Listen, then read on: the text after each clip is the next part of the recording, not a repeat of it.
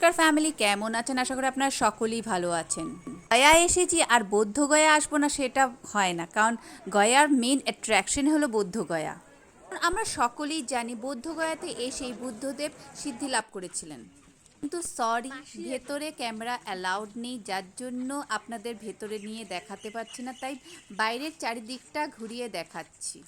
ভীষণ strictly checking হয়, এমনকি মোবাইল ক্যামেরা সব কিছু এখানে ওদের অফিসে জমা দিয়ে দিতে হয়।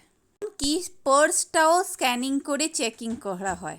খাওয়াটা ঠিকও আছে, কারণ এত দামি জিনিস আর এত সুন্দর জিনিস যত্ন সহকারে না রাখলে সেটা থাকে না, তাই না? ভিতরে গেলে সেই ট্যুর গাইডরাই সব কিছু সুন্দরভাবে বুঝিয়ে দেয়।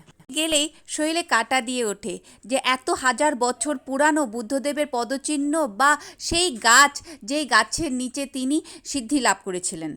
আজকের জন্য এটুকুনি, ভালো থাকবেন, ভালো রাখবেন, আর হ্যাঁ, যদি আমার ভিডিওটা ভালো লাগে তাহলে একটা লাইক দিয়ে শেয়ার দিয়ে পাশে থাকবেন। আরও নতুন নতুন ভিডিও আসতে চলছে, তো সাথে থাকবেন। বাবা।